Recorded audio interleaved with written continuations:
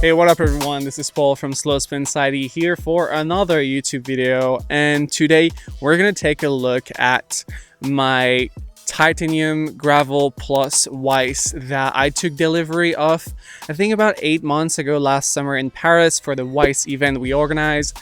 I haven't been onto like super long multi-day trips with it, but I've been on plenty of little gravel rides and I've been enjoying that bike a whole bunch. So yeah, today we're going to talk about it. I'm going to tell you why I totally love it. So let's take a look at it.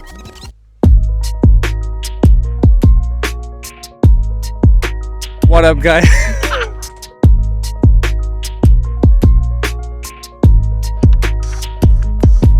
Alright, so to give you a recap, this is my very fancy Weis Titanium Gravel Plus with the fully integrated combo stem flat bar thingy. Fully integrated with the NV fork. I know it is not the setup that most people would go for, and most of you would use drop bars, which, you know, makes honestly more sense, but it is the one I wanted. So like I said in my first impressions article that you can find on Slowspin Ti about this bike, is I wanted something that was going to bridge the world of track bikes with gravel bikes that we tend to feature and share more and more on the website. So that's why it kind of looks like a gravel bike with a track bike geometry. You know, you can see like the clearance here, the clearance there. I wanted something that was beyond anything else extremely fun to ride. So as I was mentioning before, I have installed on this Gravel Plus the combo stem flat bar thing, and I think it is right now the only Ti Gravel Plus that has this fully integrated system.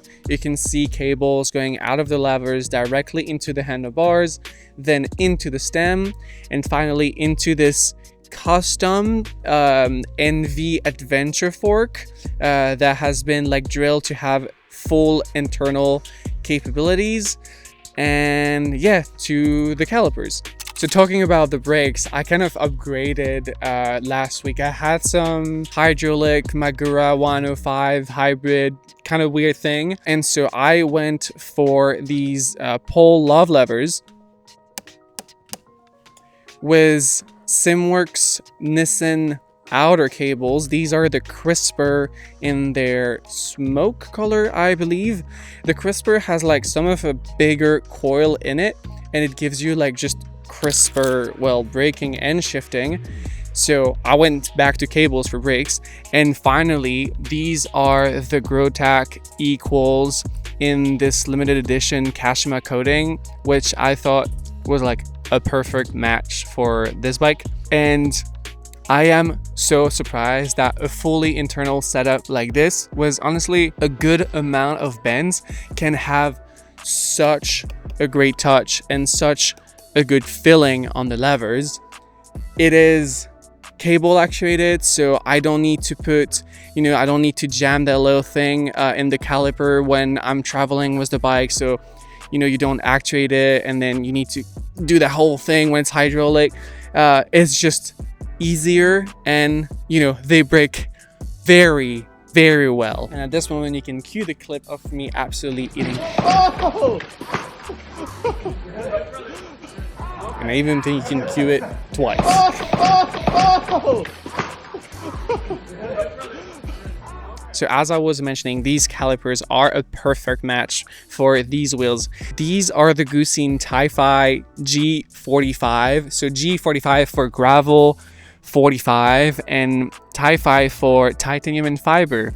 These spokes are a mix of like nylon and a bunch of other fibers that makes them apparently 3 times lighter and 3 times more resistant than classic spokes.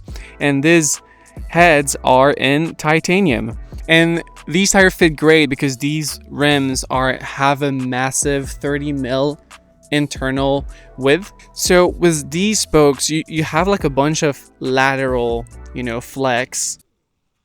And apparently I have rode with people that told me it is scary when I'm like skidding them around.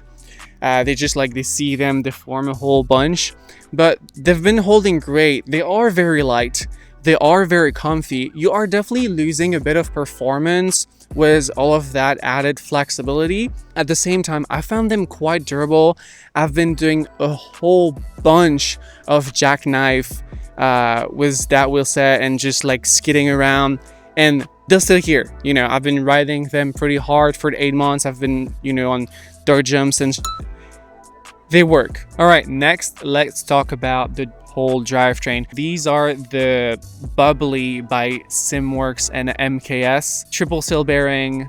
They are just awesome, and yeah, they're giants. They're like sofas, so they're great. But I am running a SRAM GX Axis derailleur with a 12-speed cassette.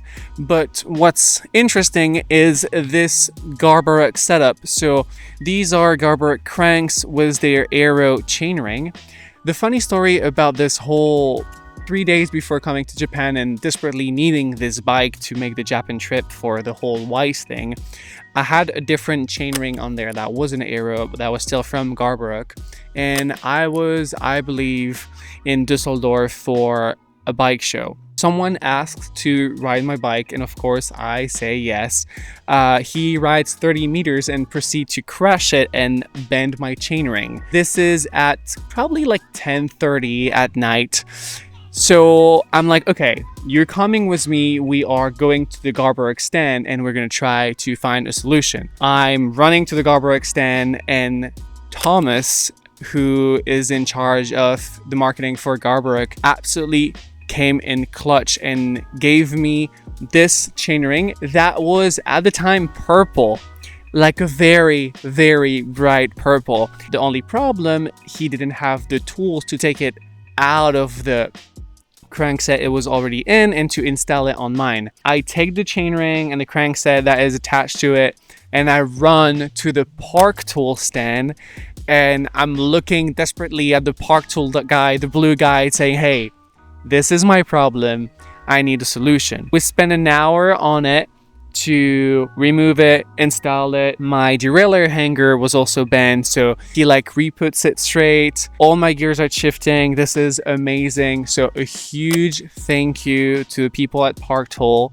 My issue was still that this chainring was very purple, and all of the attention was just coming to that chainring, and it wasn't really fitting with the bike. So about a week ago, when we were in Osaka, Logan from Weis, who is in charge of all of the finish, anodizing, paint polishing, Cerakote, everything that makes your bike looks good, was like, hey, I think I can de-anodize it. So we bought the products that we needed, and then we started, you know, like pouring it onto the chainring, and the anodizing was looking thinner and thinner, and we arrived to like that perfect silver finish that was matching with the cranks. And we're like, you know what, let's just run it 30 more seconds. And in that 30-second span, it went from Chinese silver to this kind of washed out gunmetal. And I'm not gonna lie, I like this more. It almost has that little bit of titanium color. So that's the story about the drivetrain, and I think it's an awesome story. All right, finally, of course, a titanium flight, because it is one of my favorite saddle. I mean, come on, I think there was a Concorde on the box, on the original box. I love the saddle, so that's what I have on there. And all the bags right now you see are from Moga bags. So this is a Moga Aero set that has been tailor-made for this bike. I don't have every bags on it right now. I still need like the food patch and the saddle bag, but you know, I'm just cruising in Tokyo these days, so I don't need everything. It's been great. I am, you know, like reviewing it and like I'm having fun with it, see how durable everything is. So Moga is based out of Brussels in Belgium, and we did have a local artist just airbrush some patterns that were similar to what was already on the bike. I will put all of the details into the description of this video. But yeah, honestly, in love with how this bike looks overall. As I was saying before, I haven't been able to go on multi-days trips in the past 8 months, and that's because if you're able to see new content almost every day on Society, it's because I am beyond busy and I haven't really got the time to take this onto a proper adventure.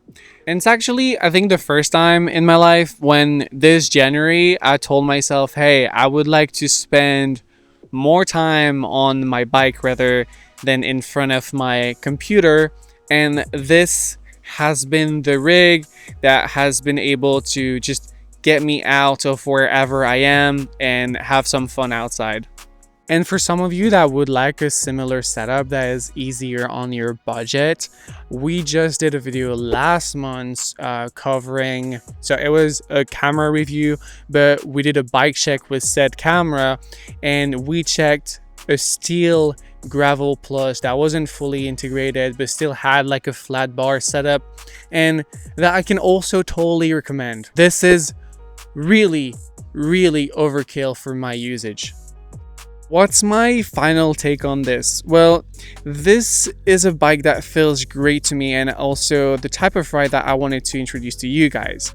As someone that enjoys track bikes, I wanted to be able to say, hey, I come from track bikes and I think this thing is absolutely sick. I don't know if you remember, but there was a sticker that was floating around that said, if you don't come from track bike, I don't trust you. And you know, I feel that. As a big fixed gear nerd, I found myself enjoying this way too much.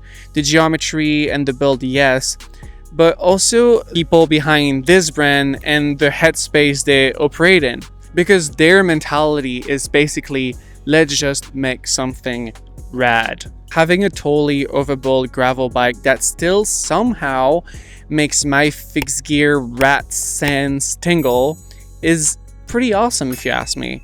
And I think that's why many track bike people are enjoying Weis as much as I am. So there you have it, my kind of review thing on this bike. I'm gonna continue riding this. I love this. Thank you to everyone for watching this. Thank you to Jona behind the camera. Thank you to Weis for providing such an amazing ride, and every person that made that build possible. All right, I will see you in the next one. Bye bye.